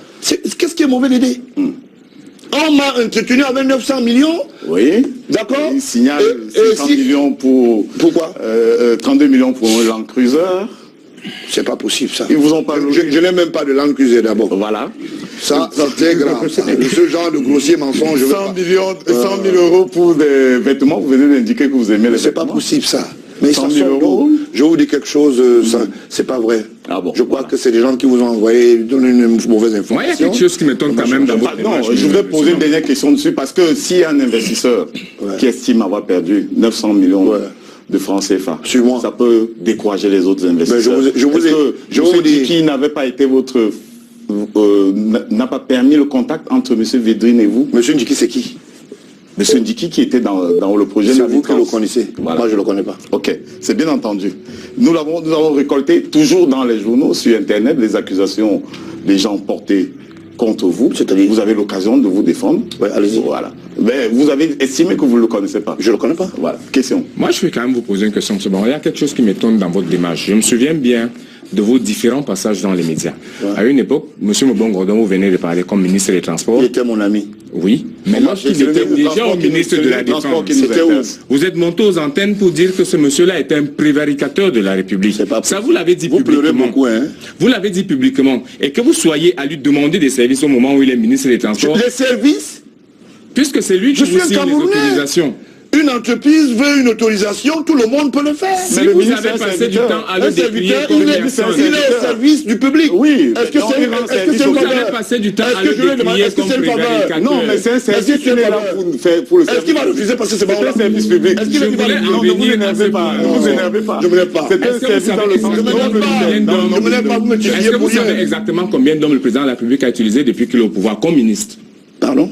Donc, est-ce que vous savez combien d'hommes le président de la République a utilisé comme ministre? Moi, je ne les ai pas. Ok. Je voulais juste arriver à un fait, c'est que vous ne pouvez pas vous prévaloir aujourd'hui du fait que lorsqu'on enlève un ministre, c'est parce que vous, M. Baonla, vous avez dit que ces ministres-là travaillaient mal, parce que toute la presse le fait au quotidien. Vous le faites quand? Nous, on le fait tous les jours. Avant d'arriver à l'anecdote, j'étais à mutation, je ne faisais que ça. Alors vous ne pouvez pas vous prévaloir parce que vous... Donc vous venez m'enlever ça. Oui, je vous l'enlève parce que vous ne pouvez pas vous prévaloir de ce fait. Il faut enlever, il n'y a pas de problème. Juste qu'il fasse un parallèle entre le fait qu'il ait dit que quelqu'un est prévaricateur et qu'après il accepte de travailler avec lui. Parce que vous auriez pu prendre ces passe-droits-là par votre père directement. Ah bon? C'est lui qui signe. Il aurait peut-être pu donner une instruction. C'est lui qui signe. Bon, il a donné l'instruction, il a signé. Très bien. Voilà. Moi, je voudrais savoir, qu'est-ce qui vous a divisé? Qu'est-ce qui vient vous séparer de votre ami Bengo? Je n'ai jamais été... Ce sont les intérêts. Vous avez dit tout à l'heure que c'était votre ami. Je n'ai jamais été son ami. Vous venez de déclarer qu'il était... Je vous dis, je n'ai jamais été son ami. Qu'est-ce qui vous divise? Je ne serai jamais son ami. J'assume ce que je dis. C'est bon, la question a été enregistrée. La question a été enregistrée. Pas du tout. Nous allons prendre le duel, c'est l'instant du duel, le temps passe, les guilles, l'horloge tourne. Georges-Gilbert Baron-Là, nous recevons un SPCO pour le duel, c'est un leader de parti politique comme vous. Avec lui, vous allez certainement parler de la surface de votre parti politique, de l'idéologie, de son positionnement. C'est dans un instant. Ouais. Chez nous, on a ce qu'on appelle des héritages de famille. Quand M. Biaye Nongui, il est sorcier, non. Pourquoi les gens trouvent que c'est mauvais? Si c'est la reine de son village et qu'elle, à un moment où elle vivait, elle tenait ce qu'on appelle les us de ce village, les gens trouvent que c'est mauvais. Donc le nom aussi, on a dit qu'il est sorcier. Tout le monde sera sorcier à la fin. Moi qui suis ici, je suis investi à l'ouest. Vous comprenez? À Fongo Tongo. Comme chef, parce que vous parlez d'un chef. À Bafan aussi. Je suis investi. Parce que le monsieur qui avait été présenté comme votre père auparavant était Bafan. Je suis désolé, je n'ai jamais été Bafan. Donc je voulais simplement vous dire que je suis investi à Fongo Tongo. Vous comprenez? Mais si vous parlez à un chef comme ça au sorti d'ici, bon voilà, il n'y a pas de... Je comprends un peu votre peine lorsque vous parlez de votre mère. C'est pas toujours aisé de parler de nos parents qui sont partis. Mais ce que je veux vous demander, c'est en 2001, lorsque maman Élise s'en allait, qu'étiez-vous, que faisiez-vous exactement? Et où était votre père? C'est terrible ça. Le président de la République a fait une prise en charge de plus de 300 millions. Monsieur Meva Mboutou est témoin. J. Rémi Ngonon a repris Bec. Moi je suis pas là pour saluer mon père. Laissez-moi parler. 90 jours à la mort. Il ne veut pas parler. Ce monsieur est terrible. Oui, mais parce que vous citez des gens qui ne peuvent pas se défendre. Non, je le dis. Qui ne peuvent pas se dire. Je suis ici en train d'assumer mais on a le sait. Et comment justifiez-vous donc le fait que je ne peux pas mentir sur le dos des gens? L'État du Cameroun, à travers le chef de l'État, il y a eu une instruction, elle a eu une prise en charge, elle a été malade pendant plus de 7 ans, on s'est occupé d'elle, et je le dis, le dernier coup qui s'est passé, c'était le virement qui devait aller à l'hôpital à Sapetière. Monsieur Meva Mboutou a bloqué et voilà. Il veut pas. Non, on peut. Monsieur Meva Mboutou ne pourra pas. Il était le ministre des Finances. Pendant cette émission, nous dit si c'est vrai ou pas. Bon, d'accord. Voilà. Je vous donne l'acheminement. Je n'ai pas soigné ma mère avec mon argent. Oui. Je le dis. Il ne faut pas que je vienne raconter une histoire dormi debout. D'accord? L'État a fait une prise en charge sur votre instruction de chef de l'État, si vous voulez. Moi, je vous dis toute la peine que j'ai à vous poser ce genre de questions, mais je voudrais bien savoir pourquoi est-ce qu'à la fin, le professeur Ndom, qui l'a soigné ici, à l'hôpital général, c'était des prises en charge de l'État. Vous voulez que je vienne mentir pourquoi? On sort du jardin secret. Pour sortir complètement de ce jardin secret, il y a quelques années, Georges Gilbert, vous avez fêté avec faste votre nomination aux hydrocarbures. Vous avez fait le tour des médias pour expliquer la longue mission qui était la vôtre et vous expliquiez à l'époque que c'était une façon pour votre père de vous introduire dans le sérail et les affaires. Quelle est devenue votre fonction aux hydrocarbures aujourd'hui? Vous n'en parlez pas beaucoup. D'abord, vous avez de la mauvaise information. Voilà un journal qui avait publié en cette période. Vous avez fait le tour des plateaux. Laissez-moi parler. Vraiment, je ne comprends pas. Allez-y. Je parle avec les... Je brandis des précisions. Parce qu'il veut une réponse précise. Voilà. NOSA est une entité qui fait un contrôle dans le domaine et qui est en cohabitation avec la SNH. Vous comprenez? Oui. Et maintenant, ce travail est fait par mes pairs. Ça ne veut pas dire que je ne suis plus. Parmi d'autres fonctions, une autre fonction. C'est de ça qu'il s'agit. Et NOSA existe. L'autorisation a été donnée par le chef de l'État et ça a été entériné par le ministre M. Atanakuna. Il est encore là, non? Hein? Il est encore là? Vous suivez l'actualité comme nous? Non, je croyais que peut-être il était encore là. Bon, disons qu'il est là encore. Voilà. Donc, alors, quel est le bilan que vous pouvez en faire aujourd'hui? votre passage aux hydrocarbures dans cette... Un bilan propre. Oui. J'ai combattu la fraude. Monsieur, l'ex-directeur Metouk, qui est parti. Charles Metouk. D'accord, Charles Metouk. À la sortie d'une réunion de convivialité dans le domaine, il dit tu manges seul. Quelqu'un avait dit tu manges seul. Un certain Polycarpe, mais pas à bas. Non, vous comprenez? Et moi je le dis, on finançait à 496 milliards. J'ai appelé un jeune qui est parti des finances il y a quelques jours. Je ne donne pas son nom, ça arrange le modérateur. Il était en train de signer un chèque pour envoyer à son frère, qui est là-bas à la Sonara. Je lui ai dit, si tu signes ce chèque, je veux transmettre la bonne nouvelle au chef de l'État que vous faites dans la prévarication. Aujourd'hui, je vous rappelle que le domaine pétrolier, ils sont en train de s'auto-prendre, disons qu'en charge. Et c'est ça aujourd'hui qui fait que beaucoup qui étaient dans le sérail sont en train de partir. C'est tout. Alors, vous qui étiez donc dans ce milieu, dans ce secteur pétrolier, on discutait avec un expert de la Banque africaine de développement de temps à autre, en la personne de Bernard Wandji, qui nous expliquait que la Sonara travaillait en ce moment sur le tiers de ses performances. Est-ce que vous pouvez confirmer cela, vous qui étiez dans ce sérail, et nous dire pourquoi est-ce que ça se passe comme cela? Ça se passe parce que les gens n'ont jamais voulu que les choses avancent dans ce pays, malgré le cahier de charge du chef de l'État qui fait promouvoir. Tous les directeurs qui sont venus là, nous faisons dans le but encore dans ce Cameroun, au Cameroun. Ça veut dire que pour que vous ayez le carburant prêt à consommer, il faut que ça soit traité dans une autre usine. C'est malheureux. Malheureusement, c'est ça. Est-ce que vous l'avez dénoncé du temps où vous étiez là? Je l'ai dit, j'ai dénoncé à haute voix. J'ai dénoncé d'abord sur l'air et digne, père son âme. Après, tout ça a suivi. Vous comprenez? Et maintenant, si les gens ont choisi d'être avec des sociétés comme Transcontinental et ils ont des amitiés avec certains journalistes qui ne veulent pas les dénoncer. Moi, je veux pas faire. Et surtout que les publicités passent dans certaines télévisions privilégiées. Puisqu'on est dans le domaine pétrolier, M. Bangola, quelles ont été vos relations avec la CSPH, la Caisse de stabilisation des prix des hydrocarbures? M. Talba, c'est un ami. Oui, et après, il y a eu M. Ondobo qui gérait un domaine financier là-bas, qui vous a accusé d'avoir perçu un peu plus d'argent avec des documents qui n'étaient pas des documents. Lui-même, Ondobo est où?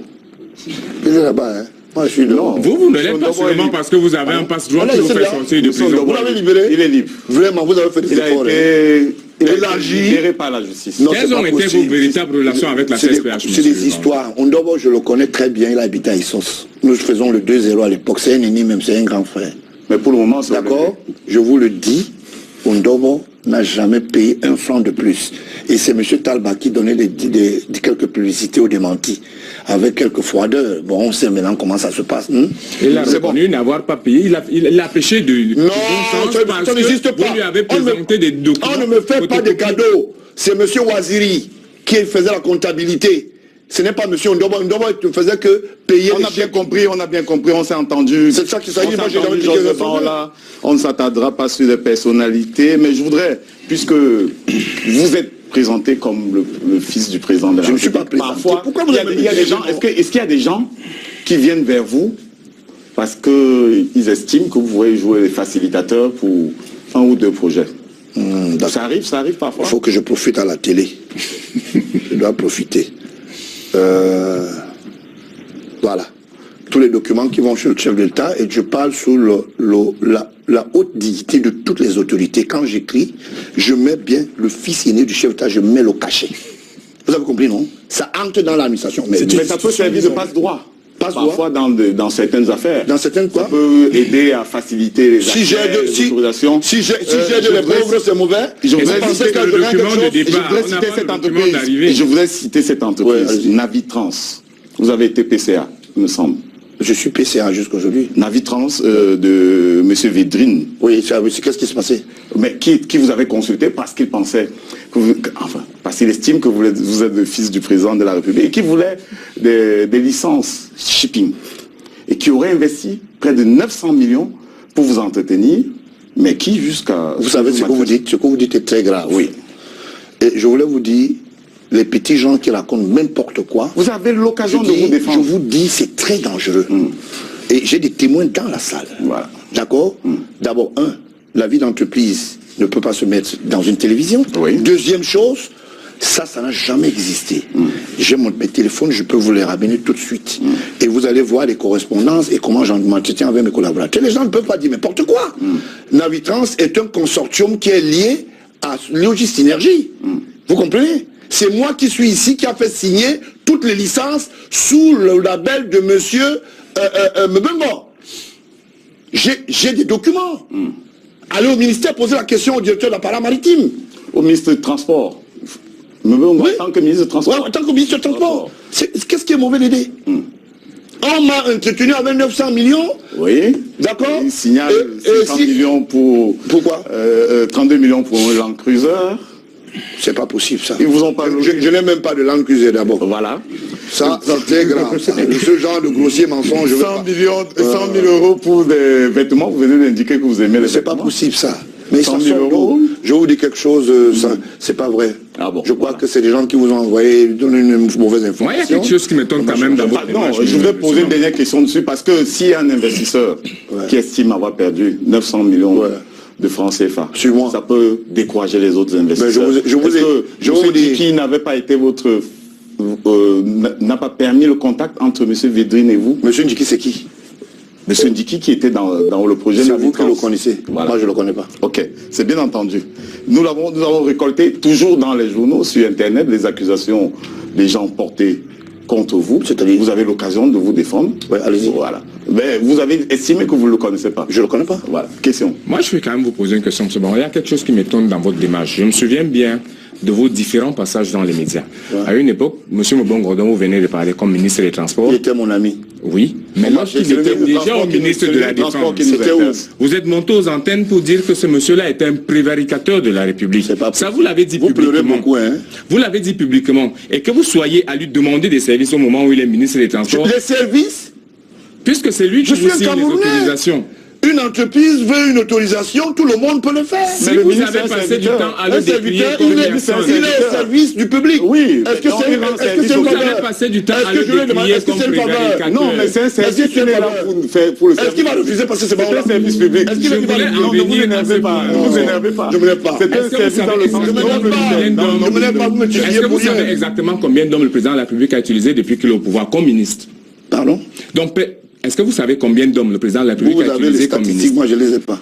Ok. Je voulais juste arriver à un fait, c'est que vous ne pouvez pas vous prévaloir aujourd'hui du fait que lorsqu'on enlève un ministre, c'est parce que vous, M. Baon, vous avez dit que ces ministres-là travaillaient mal, parce que toute la presse le fait au quotidien. Vous le faites quand? Nous, on le fait tous les jours. Avant d'arriver à l'anecdote, j'étais à mutation, je ne faisais que ça. Alors vous ne pouvez pas vous prévaloir parce que vous... Donc vous venez m'enlever ça. Oui, je vous l'enlève parce que vous la question, Georges Wundi. Il faut enlever. Je voulais juste qu'il fasse un parallèle entre le fait qu'il ait dit que quelqu'un est prévaricateur et qu'après il accepte de travailler avec lui. Parce que vous auriez pu prendre ces passes-droits-là par votre père directement. Ah bon? C'est lui qui signe. Il aurait peut-être pu donner une instruction. C'est lui qui signe. Pour lui a donné l'instruction, il a signé. Très bien. Voilà. Moi, je voudrais savoir, qu'est-ce qui vous a divisé? Qu'est-ce qui vient vous séparer de votre ami Mbongo? Je n'ai jamais été... Ce sont les intérêts. Vous avez dit tout à l'heure que c'était votre ami. Je n'ai jamais été son ami. Vous venez de déclarer qu'il était votre ami. Je vous dis, je n'ai jamais été son ami. Qu'est-ce qui vous divise? Je ne serai jamais son ami. Ou alors j'assume ce que je dis. C'est bon, la question a été enregistrée. La question a été enregistrée. Pas du tout. Nous allons prendre le duel, c'est l'instant du duel, le temps passe, les guilles, l'horloge tourne. Georges-Gilbert Baon-Là, nous recevons un espace Gilbert Baon-Là pour un quart d'heure. Bonsoir, M. Baon-Là. Bonsoir. Comment on appelle ça? Bon, avant d'attaquer le secteur purement idéologique, je souhaite un peu revenir sur une question que vous n'aviez vraiment pas répondu en profondeur. Allez-y. Bon, j'ai constaté depuis toujours, depuis 2013 que je vous suis, que vous passez le temps à accuser les ministres. Oui. Pourtant, vous savez comme moi que c'est M. Biapol qui les nomme. Ouais, ok. Bon, est-ce que vous ne pensez pas que c'est M. Biapol qui est l'unique responsable de cette situation dans laquelle le Cameroun est plongé? Mais déjà, parlant du casting, personne sur le plan constitutionnel n'oblige M. Biya à faire un quelconque choix. C'est lui qui fait les choix. C'est lui qui les juge. Et c'est lui qui peut les démonter. Qu'est-ce que vous en pensez donc si tous ces gens sont... Je voulais demander un pavé au modérateur. Quand on dit M. Biya, c'est bon? Et quand moi je dis M. Mbongo, c'est mauvais, c'est ça, non? Non. Ok, bon. Vous comprenez que le débat doit être ouvert. vous ne pouvez pas m'interdire de dire ce que l'autre dit. Il parle du président de la République en toute amitié. C'est comme je peux parler aussi en toute amitié. On n'appelle pas ses amis, monsieur. Pardon? On n'appelle pas ses amis, monsieur. Mais il dit monsieur. Ça veut dire qu'il a déjà un caractère, je peux dire monsieur Nyati Pendji par exemple. Si ça vous gêne bon, pas. monsieur, j'échange, je dis monsieur le président de la République. Ok, je voulais vous dire, le temps ne va pas nous permettre, mais le temps matériel va nous permettre quand même pour 10 minutes. Hein. Je voulais vous dire quelque chose. De cesse arrêter de mettre ce pays très mal aise. Parce que la fécondation des goulots de tremblement qu'il y a aujourd'hui dans ce pays, c'est qu'il y a des groupuscules de personnes qui ont décidé d'enterrer le Cameroun. Et nous autres, nous ne disons pas nous sommes seuls. Nous bataillons pour que ce pays reste encore debout. Quand vous dites dans une télévision, et vous dites que c'est M. Biya qui fait le casting, je suis désolé, il y a un processus. Pour que vous soyez nommé, le processus est élémentaire. Ça part d'un point à un autre. Les services de renseignement interviennent. Le choix de cooptation intervient selon la numérique de responsabilité. C'est de ça qu'il s'agit. Ne pensez pas que quand M. Biya nomme, le Premier ministre ignore qui on va choisir. Vous comprenez? Et le Premier ministre peut dire aussi, il peut proposer que, par exemple, ne nommez pas le ministre de l'administration territoriale. Vous comprenez? C'est de ça qu'il s'agit. Il ne faut pas entrer dans une logique de responsabilité individuelle alors que nous vivons dans une société collective. Et j'estime que ce débat n'a même pas droit de citer. Aujourd'hui, vous pensez que c'est le chef de l'État qui fait l'état de lieu et est le seul comptable. D'accord. Mais chacun est auteur et la responsabilité est individuelle. Le tort d'une culpabilité ne peut être que pérenne devant la justice si on reconnaît que vous, intuitu personnel, vous êtes responsable. C'est de ça qu'il s'agit. Vous pensez que M. Biya ira faire des castings intra-régionaux? Moi, je suis pour la méritocratie. Je suis pour ceux qui pensent qu'il ne faut pas nommer les gens en fonction des provinces, hein, des machins. Concernant ce casting-là, des régions, je vous l'ai dit. Les gens qui font le casting, c'est toujours lui. Je suis désolé. La chefferie, c'est lui. Quand on nomme un chef, quand un bulletin d'information arrive chez le chef, il doit l'envoyer à la DGRE. La DGRE doit faire la passerelle. Est-ce que c'est M. Biya qui va aussi à la chefferie dire que faites un bon bulletin? C'est de ça qu'il s'agit. On a vu des gens aller obtenir des postes dans ce pays alors qu'ils n'avaient pas qualité. Alors qu'ils n'avaient pas la compétence. La faute à qui? Mais la faute à nous tous. Nous tous, on travaille pour le pays. On ne peut pas individualiser le tort et dire non, comme c'est le président qui décrète, alors sa signature est vendue. Je voulais vous dire quelque chose. Il y a quelqu'un qui est aux affaires. Je ne donne pas son nom. J'ai une photo. Les gens vont regarder un peu ça. Vous voyez ça? Les gens vont reconnaître. Il y a quelqu'un qui est aux affaires. Vous avez vu ça? Vous voyez cette photo? On l'a déjà vu, on l'a déjà vu. Bon, ok, vous voyez? Vous avez vu? C'était un monsieur qui faisait dans la logistique. Aujourd'hui, on subit. Vous pensez que le chef de l'État, quand il descend d'un avion, il identifie tout le monde qui a la passerelle? Vous comprenez? Si moi je ne viens pas dénoncer cela ici, qui va dénoncer? Personne. C'est de ça qu'il s'agit. Je peux aller un peu plus loin. Je parle pas, je voulais simplement dire, il y a quelqu'un qui a osé entrer dans un avion présidentiel alors qu'il n'était même pas en mission. Voilà la photo. C'est de ça qu'il s'agit. C'est ça le Cameroun. Bon, monsieur, pour incumer 7 milliards. J'ai les documents ici, monsieur. J'ai les documents. Je peux les lire. 7 milliards. Je pense que vous n'allez jamais répondre à ma question. D'accord? J'ai répondu. Parlons idéologie. Allez-y, allez-y. Je sais que je mets mal à l'aise vos amis, c'est pas grave. Vous n'allez jamais répondre à ma question. Allez-y. Parlons idéologie. Bon, votre parti, le Parti républicain, quelle est sa ligne de quel côté? C'est un parti socialiste, républicain? Nous sommes républicains. Républicains. Ouais. Bon, le Cameroun compte aujourd'hui 360 communes. Votre parti est implanté déjà à quel niveau? Est-ce que c'est déclenché ou bien c'est à la télé qu'il existe? Parce qu'on voit beaucoup plus de présents à la télé. Je me suis à me et j'ai entendu parler du Parti républicain. Si vous voulez m'excuser, moi je m'en vais parce que ça c'est des questions terribles ça. Ça n'a même pas le droit de citer. Votre parti. Il y a les militants même ici dans la salle. Vous voulez qu'ils se mettent en rang là? Mais c'est quoi cette histoire-là? Lui-même, il me pose la question dont lui-même peut répondre. Nous sommes le deuxième parti. À Douala, nous avons fait le dernier défilé le 20 mai. Après le RDPC, c'est nous qui gérons le nom. Ça, hein, vous dites, c'est pas ça? Là, tu vois, il le sourit quand même là. Il faut faire attention avec ce qu'on dit souvent. Nous sommes implantés... c'est Douala? Non, pas du tout. Nous sommes implantés dans toutes les régions. Nous sommes le seul parti représenté valablement à la diaspora. Vous avez un défilé à Bamsam un jour? Le 20 mai prochain, on ira. Le 20 mai prochain. Ouais. Vous n'avez pas répondu à la question pour le siège du parti. C'est dans quel parti? Oui. Mais c'est à Yaoundé. D'accord. Vous avez défilé à Yaoundé un jour? On a défilé. Vous n'êtes pas au courant de ça? En quelle année? Mais c'est aussi ça. En 2013, il faut parler doucement, en mai. Il y a les archives. Si monsieur Chila suit ça, il va s'énerver. Mai 2013. C'est le préfet. Ah oui. Bon, votre parti est légalisé, je suppose, avant 2013, puisque vous dites que vous avez défilé en mai 2013. Il y a eu élection en 2013, on vous a pas vu en liste. Bon, je veux simplement vous dire... Le corps électoral avait été convoqué le 2 juillet 2013. Oui. Votre parti était déjà légalisé, vous avez défilé. Mais on n'a pas vu dans une quelconque commune du Cameroun votre parti en liste. Ah bon? Oui. Je veux vous rappeler que notre parti est bel et bien légalisé. Hein, en 2013, et en 2013, au mois de mai, nous défilons parce que nous nous faisons entendre déjà, et que le leader dont je suis est un leader connu dans la place. Et quand vous le dites, vous dites des choses graves. Et quand vous le dites, ça veut dire que vous ne connaissez même pas l'histoire de ce pays. J'ai demandé si vous avez participé aux élections de 2013. 2013. Le corps électoral a été convoqué le 2 juin. Le 2 juin 2 juillet 2013. Nous, on n'a pas voulu participer. Vous n'avez pas voulu participer. Ouais. La question que j'ai posée, donc je ne sais pas... On n'a pas voulu participer. On n'a pas voulu participer. Je voulais vous lire, disons qu'intentionnellement, disons que il y a d'autres même qui ont même dit que le parti n'est même pas légalisé en plus. Hein. Je vous avez vérifié comme ça, non? C'est légalisé quand même, non? Ce que je sais, c'est que le parti n'est pas légalisé. Ah bon? Oui. Comment ça? Vous dites quelque chose de grave, ça. Bon, c'est clair que j'ai vérifié ce soir, on m'a confirmé que votre parti est légalisé. Ah bon? Depuis le mois d'avril 2013. Ça, c'est légalisé.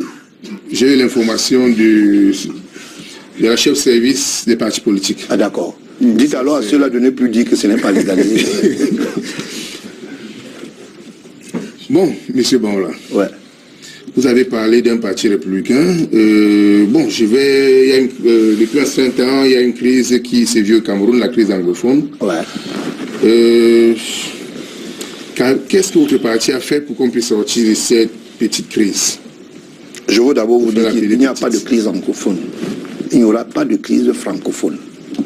Cessez de nous haranguer, c'est de nous rabâcher des oreilles avec des choses qui n'ont même pas de sens. Parlons de la crise qui se vit dans les régions du Nord-Ouest. Je voulais bien dire, la même crise est chez moi, ici, chez ma maman, ici en Dôme. Et les problèmes d'eau, on les a. C'est courant. Bon, maintenant, si vous estimez qu'il y a une crise, ce sont nos frères là-bas. Il y a une crise fondée sur le positionnement politique. Et quand cette crise, elle a commencé par le Nord. Il y a le chef de mission des tracts. Il fabrique souvent les tracts. On ne donne pas les noms, vous m'avez dit. Bon, lui, son travail, c'est de fabriquer les tracts. Il a commencé par le Nord, il y a eu des enlèvements. Après, il a voulu se substituer du côté de l'Est. Très vite, le ministre DGSN l'a rappelé à l'ordre, parce qu'il est aux affaires, on ne va pas donner son nom. Voilà. Et ça a couru que maintenant, le pôle de foyer, les foyers d'hostilité qu'il a engrangé avec un certain officier très élevé, qui, bon, je ne voulais pas prononcer son nom encore, voilà. Ils se sont arrangés de nous créer une fausse libellule qu'on appelle la crise anglophone. Et celui-là est venu pendant qu'il est en train de rejoindre un de ses parrains qui est du côté, c'est un monsieur qui a détourné une maison du côté de Mélène. On va être anecdotique, vous comprenez. Il était à l'époque secrétaire général, il officie maintenant au parc. On s'est compris. Voilà, ok. Donc c'est un peu ça. Pendant qu'on l'a mis déjà, il est sous la sellette et sous la rampe pour rejoindre, il appelle son village dans un ministère public. Je suis sûr que même vous n'étiez pas d'accord. Et il habille les gars avec les habits du quartier Mélène, parce qu'on vend ses habits. Quand vous allez vers Mélène, là, après, en allant vers l'université, là, il dit que c'est les fonds. Moi, je me suis posé des questions. Et je me suis interrogé. Après, il nous a pompé un communiqué pour instruire strictement les collaborateurs du chef de l'État. Un gouverneur ignore qu'un message porté doit être destiné dans un ministère. Est-ce que c'est aujourd'hui qu'on fait les messages portés? On rappelle quoi? C'est de la frustration. Et quand je suis une télévision qui est du côté de Garantie Express, qui en fait une armoirie, oui, il travaille trop bien, on se pose des questions. Les appétits sont les mêmes, mais les dividendes ne sont pas les mêmes. Bon, monsieur Banla, je ne sais vraiment pas... Vous avez fini? Pas encore. D'accord, allez-y. Bon, j'ai devant moi le code électoral. Cette loi 2012-001 du 19 avril 2012 portant code électoral qui a été modifié. Que pensez-vous de ce code électoral? Le code électoral, que cette loi permet d'organiser les élections libres et transparentes dans notre pays? Je vous dis, le code électoral peut avoir des vices, des espaces vides, ce que je vais appeler des vides juridiques. C'est à nous de dire non. Vous avez compris? Moi, en tant qu'entité politique, je suis prêt à dire je ne suis pas d'accord avec ceci. Parce que ça ne rime pas avec les textes et le respect de la République. Quoi précisément? D'accord. C'est lui qui connaît, il n'a qu'à énoncer. Si moi je trouve un problème, je le dénonce et puis je dis au chef de l'État, je ne suis pas d'accord. D'accord? Vous soulevez les exceptions. Moi, je veux aller de tous bords avec vous. Mais si c'est vous qui avez le livre, vous le lisez, vous connaissez le contenu et vous me demandez de parler. Je vous ai demandé, qu'est-ce que vous pensez de ce code? Est-ce qu'il permet d'organiser les élections libres et transparentes? Dites-moi là où c'est erroné. Quelles sont les lois qui ne vous arrangent pas? Quels sont les textes? C'est de ça qu'il s'agit. Le code électoral, vous nous allez à quel niveau? Vous ne pouvez pas venir dire, vous brandissez le livre, est-ce que ça arrange les gens? Tout le monde dit là, ça n'arrange personne. Personne. La composition des commissions mixtes départementales, la société civile par exemple, estime que les commissions mixtes, déjà là. Je suis le modérateur. D'accord, ok. Jusqu'au bout de ce programme. La composition des commissions mixtes départementales pour le recensement des votes, on estime qu'il y a une interférence des magistrats, des fonctionnaires de la justice dans ces commissions et que les CAMET dessaisit de son pouvoir juste après le comptage des résultats. Oui. Je vais vous dire quelque chose. Chaque loi obéit à une règle.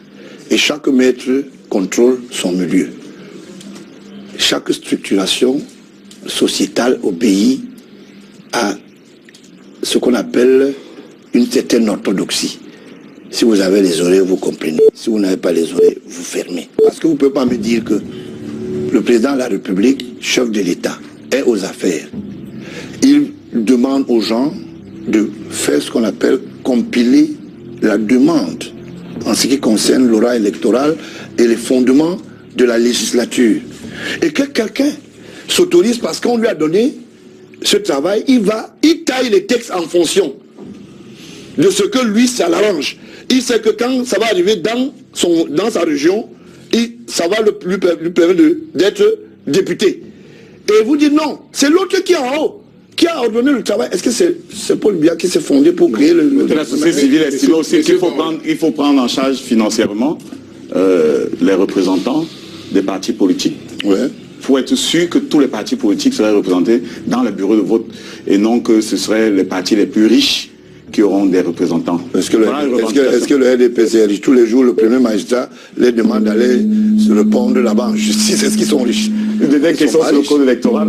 Peut-être les élections à 2 tours. Bon, là, les élections à 2 tours, pour le moment, au Cameroun, peut être élu président de la République. Je suis en train de me battre. Député sans avoir je suis en train de me battre aujourd'hui en tant que président du parti pour qu'il y ait ce qu'on appelle un débat d'échange. Qu'on cesse de nous amener dans les urnes les mains attachées. Hein? Qu'on ne dise pas que oui, bon, comme c'est comme ça, allez voter, moi je suis pas prêt pour ça. Bon, il faut qu'il y ait un débat d'échange d'idées et que chacun vienne soutenir son projet de société au moins. Nous ne pouvons pas rester toujours tapis dans l'homme dit à gauche, non, c'est pas de ça qu'il s'agit. Et je vous dis quelque chose que vous ne savez pas. Le meilleur politique dans ce pays, c'est M. Biya. Parce qu'il a ouvert, les gens veulent fermer. Et comme ils veulent fermer, nous on dit non. On va continuer à pérenniser. Monsieur Banla, revenons sur le code. Le chef de l'État a convoqué le collège électoral pour le Sénat.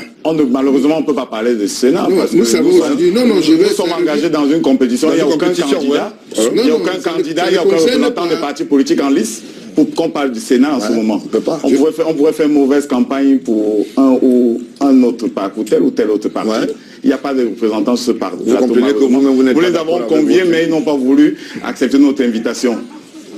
Vous comprenez que c'est difficile. Je viens sur le code. Oui. J'ai dit au jour d'aujourd'hui, le collège électoral convoqué, la durée c'est 45 jours pour l'élection. Bon, vous constatez comme moi qu'après le dépôt, il est quand même donné la liste, mais le contentieux n'est pas encore vidé. Mais on est déjà en campagne. Alors que rien n'est prévu pour contourner ce genre de choses. Qu'est-ce qui n'est pas prévu? Et je vous dis, le contentieux n'est pas vidé. Le contentieux préélectoral avant mais certains partis sont déjà en campagne. C'est le support juridique, d'accord? Ça, c'est le support juridique de l'élément, disons, électif. Si vous trouvez qu'il y a une difficulté, soulevez. Mais tous les gens soulèvent. Qu'est-ce qui a été fait? Mais ça c'est bien fait. Vous avez un parti, est-ce qu'on vous a arrêté? On vous a interdit de parler? Vous parlez notamment, vous êtes tranquille. Merci Ernest Peko. Je signale que vous êtes le président du BRIC qui a présenté la candidature d'Esther Dang à la présidentielle de 2011 et vous estimez avoir eu un classement honorable. 11e sur 23. Merci d'être passé par ici. Nous allons poursuivre l'arène avec vous. Georges Belban, là, nous allons donc faire dans ce zapping de l'actualité. Ernest Peko a soulevé la participation de vos militants au défilé du 20 mai. Moi, je voudrais noter que le 20 mai dernier, et je le dis, sur la base des articles lus dans la presse, le 20 mai dernier, vous avez fait défiler de Camerounais à Douala pour la fête nationale, mais quelque temps après, ils revendiquaient des friandises. Je ne veux pas entrer dans ce couloir-là, sinon... Ça avait défrayé la chronique. Et puis, puisque j'ai l'occasion de vous avoir... Non, je voulais vous dire... Vous pouvez expliquer aux téléspectateurs. Je suis très modeste pour dire que celui-là, on lui a remonté les bretelles ici dans votre maison. Vous savez, il y a des croquignoles dans toutes les maisons. Non, je l'ai lu ailleurs. Non, moi je vous dis que ça a été fait sur à travers vos médias. Et je veux vous dire, il y a eu un suivi. Je suis descendu pour préparer le défilé, comme toute la presse, parmi laquelle Canal 2. Et on a indiqué quelqu'un.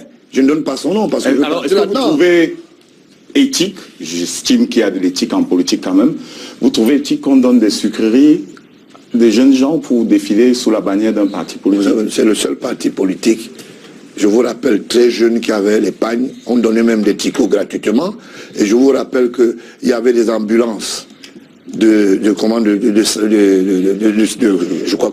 santé qui suivaient le défilé, et malheureusement, pour des raisons dont je ne veux pas énumérer ici pour la politesse que j'ai vis-à-vis des journalistes, vous voyez qu'on a regardé d'ailleurs, je veux pas continuer à parler. Il n'y a pas un problème de morale. Non, je n'ai pas eu de problème. Des mercenaires, entre guillemets. Non, je suis désolé. Vous dites que les mercenaires... Je dis pas les vôtres. Les mercenaires... Globalement, ça ne vous pose pas un problème que des partis politiques, le vôtre, peut-être, les autres, ça c'est clair, donnent quelque chose. Comme non. Je vous dis, militants pour des... Je veux vous dire, j'ai jamais payé c'est une rame. C'est-à-dire, faut pas... C'est-à-dire... un sou à qui que ce soit. C'est d'ailleurs ce que les jeunes disaient. D'accord, je n'ai jamais payé ce qui était promis. Non, je vous dis, je n'ai jamais fait des promesses. Vous avez compris? Et je suis resté dans la logique de l'intégration et de la participation. Moi, Georges Gilbert, arrivé à ce niveau du débat, sans vouloir le conclure, il y a quelqu'un qui est là pour ça. Mais je me dis juste que votre parcours politique se limite à Georges Gilbert, on a créé un parti. Et puis on s'arrête là. Parce qu'après, vous êtes essayé dans les affaires auparavant. Apparemment, ça n'a pas bien marché. Maintenant que ça commence à marcher un peu, vous avez été patron de presse. La presse, elle a fermé. Vous avez fermé le démenti. La radio... Vous en avez fait le constat ici. Vous en avez fait le constat vous-même. Maintenant que vous réussissez... Vous savez ce qui m'amuse? Dans les affaires par rapport à vos passes-droits, vous savez, ça vous profite qu'à vous-même. Parce que pour vous, même votre famille nucléaire n'en bénéficie pas. Laissez-moi aller jusqu'au bout. Je ne suis pas venu faire un débat de personne, moi. Mais depuis que je suis avec vous, je vous sens lancer des pics. Je ne suis pas là pour défendre le patron du groupe L'Anecdote. Oui, on ne parlera même pas de lui. Mais je voudrais juste dire que est-ce que vous en voulez à certaines personnes de façon particulière dans votre parcours? Est-ce que vous avez des raisons d'être jaloux du parcours de certaines personnes? De qui? De ceux qui ont réussi peut-être dans la presse mieux que vous. Les quelques presses. Par rapport à celui que vous citez tout le temps, lorsque vous parlez d'en face de garantie. Est-ce qu'Aman Mana a un média à Pretoria? Vous savez combien coûte le loyer? Ça ne profite à aucun Camerounais. Si c'est même ici, je ne vous donne pas, je ne vous indique pas. Puisque vous voulez que je dise, je ne dis rien. Il faut le dire, M. Bangola. On sait très bien. À quoi profite votre prospérité et à qui elle profite? Je ne dis rien. Georges Gilbert. Je ne dis rien. Pour que demain vous allez faire des problèmes, je ne dis rien. Georges Gilbert. Quel est votre objectif, votre ambition en politique, c'est laquelle? Puisque vous défendez le chef de l'État clairement, c'est votre père. Ouais. Pourquoi avoir créé ce parti politique? C'est un démembrement du RDPC qui ne dit pas son nom. Votre ambition est laquelle? Mon ambition, c'est de participer comme tous les Camerounais à travers ce consortium politique pour que nous puissions apporter le développement, que nous puissions intégrer la rationalité en ce qui concerne la vie économique, sociale. Est-ce que vous aspirez au pouvoir, Georges Gilbert? J'y serai dans bientôt. De quelle manière? Puisque politiquement, on ne sent pas votre parti véritablement se déployer. Le jour où je serai là, vous et monsieur Tonga, vous venez applaudir, à la place du verre. Les journalistes n'applaudissent pas, malheureusement. Je vais vous dire quelque chose, ce que vous ne savez pas, et je vais vous donner ça comme information. C'est ce que les politiques ne vous disent pas, et les vrais. Vous comprenez? Parce qu'il y a des gens qui font des marionnettes. Les indicateurs d'une vie politique dans une société obéissent à une règle. Et quand vous n'y êtes pas, vous ne pouvez pas y accéder. Et moi, j'y suis. Vous croyez que vous êtes présent dans la scène politique camerounaise, M. Bangola, objectivement? J'ai compris. J'ai dit les indicateurs. Maintenant, je vous l'ai dit, ces indicateurs peuvent être sur le plan international. Ça peut être sur le plan national. Et vous voyez que je suis indiqué. Qui est derrière vous, M. Bangola? Qui est derrière vous? C'est la question qu'on pose généralement au Cameroun. Mais c'est de ça qu'il s'agit. Quand je vais y accéder, vous saurez qui est derrière moi. Alors, Georges Gilbert, peut-être pour terminer, quels sont les rapports que vous entretenez avec ceux qui sont considérés comme les fils du président? Bonivan, oui. Et les autres. Madame Vogo-Chéri, qui sont les neveux, le sang du président. Quel rapport vous entretenez avec cela? Il se dit qu'ils vous ont exclu, qu'ils ont dit qu'ils... Vraiment, vous dites des choses graves. C'est à vous de démentir si c'est faux. Vous dites des choses. Quand vous dites Madame Vogo, dites ma jolie. Dites-nous alors. Hein? Dites-nous quels sont les rapports que vous entretenez. Boni, c'est un petit frère. Je vous dis qu'on se porte au mieux et on est tranquille. Maintenant que je suis venu balayer et qu'on a reconnu que d'autres ont les parents à Rumanguier, d'autres ont les parents à Zouangué, ça gêne un peu Tongué comme ça, monsieur Tongué, je m'excuse. Il n'y a aucun problème. Donc c'est ça, totalement un peu ça, et qu'on connaît maintenant la vraie identité des autres, qui étaient des pots de miel pour des prédateurs qui ont décampé. En ce moment, d'autres sont dans les petites officines du côté de l'Europe. Quelle est votre base pour vous prévaloir de votre vraie identité? Ah bon? Oui. Mais quelqu'un parle à la télé, mais voilà, je rentre chez moi, Paul lui est en train de me regarder, vous allez faire...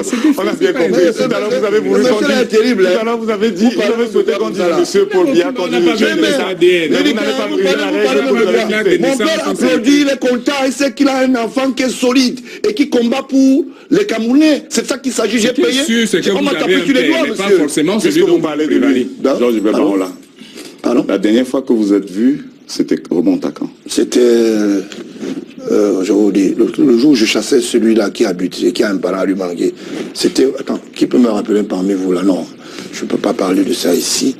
C'était pendant le deuil de Maman Rosette. Vous avez été empêché. Laissez-moi parler, vraiment, je vous donne l'information, vous ne voulez plus. Oui, mais vous avez donné la réponse. Je vous dis que pendant j'étais en train de chasser quelqu'un qui part à Rumangué, chez son père. C'était donc à Vomeka, pendant le deuil de Maman Rosette. Moi, j'ai couvert les obsèques. Vous avez couvert les obsèques. Vous étiez en Vomeka. Je ne me souviens pas vous avoir vu. Ah bon, hein? Ça commence à... Encore moi, moi, j'ai couvert les obsèques, sincèrement. Vous savez pour le messager à cette époque. Vous savez ce que vous dites pour le messager à cette époque. Vous dites des choses graves. Je ne me souviens pas vous avoir vu. Peut-être que vous étiez là, mais je vous dis, est-ce que vous avez dit marche avec le talon? Il s'est dit que lors de ces obsèques, vous avez été chassé par les neveux. Oui, comme vous avez suivi dans la radio trottoir. Ce n'est pas exact. C'est exact. Vous pensez que vous allez changer. Voilà, pas bien solidaire. Nous sommes ensemble. Moi, je vous encourage dans votre conquête du pouvoir, même si vous ne maîtrisez pas le cause électoral qui va vous conduire au pouvoir, mais c'est déjà bien quand même de vous dire que vous avez un parti politique. On ne met personne en prison parce qu'il s'est fait un rêve dans sa tête, monsieur. Non, c'est pas un rêve. Parce que là, vous ne maîtrisez même pas les enjeux politiques. Je vous dis, je suis en train de vous dire, je vous parle comme un initié. Parce que c'est pas l'initiation qui va conduire le Cameroun, monsieur Bangola. C'est l'initiation qui gère le monde. Regardez-moi droit dans les yeux. C'est fini le Cameroun des réseaux. C'est fini le Cameroun initiatique? Non, pas du tout. Réseau, oui.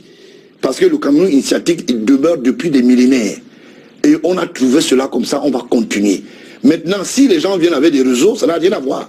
Je vous ai dit, ça veut dire que ça ne servira à rien d'aller jeter son bulletin dans l'urne. Ce n'est pas qui veut ce qui peut. Si le président de la République est là, ça ne servira à rien d'aller mettre son bulletin dans l'urne. Je vous donne cette information. Si le président Biya est là, c'est parce qu'il est soutenu. C'est pas parce qu'il est trop beau. Par les réseaux initiatifs. Vous avez compris? Ou par l'initiation. Changer le monde. C'est pas le vote des Camerounais qui compte alors pour changer le monde comme vous connaissez beaucoup. Depuis là, je vous dis, lui, je parle à la télé, je vous ai dit que c'est parce qu'il est soutenu. Moi, je ne parle pas de lui, je parle de vous. Je vous donne des exemples, puisque quelqu'un est là aux affaires. Le président de la République est là parce qu'il est soutenu. Et quand sera-t-il de vous êtes soutenu? Je suis dans la rame. Merci, merci, on vous a entendu. Il y a une question de téléspectateurs tombée sur notre page Facebook, Georges Berban. Alors vous répondrez, si vous voulez, vraiment, mais je vous pose la question parce que je vous fais confiance. Le téléspectateur veut savoir si, en tant que quelqu'un qui a appartenu au monde du pétrole ou qui a travaillé dans le pétrole, vous pouvez, pour la gouverne des téléspectateurs, indiquer la formule chimique du pétrole. C'est quoi cette histoire-là? Vraiment, ces gens, ils sont bizarres. Hein? Vous êtes libre, ce n'est pas une colle. Non, ce n'est pas une colle. Je voulais simplement vous dire que c'est malheureux quand les gens posent des questions. Et nous, on s'évertue. Sur un média sérieux comme le vôtre, j'ai fait des définitions. Et je suis le seul Camerounais qui a eu le courage de parler de la gangrène du pétrole. Quelqu'un dit, dites le H02, le quoi, c'est ça.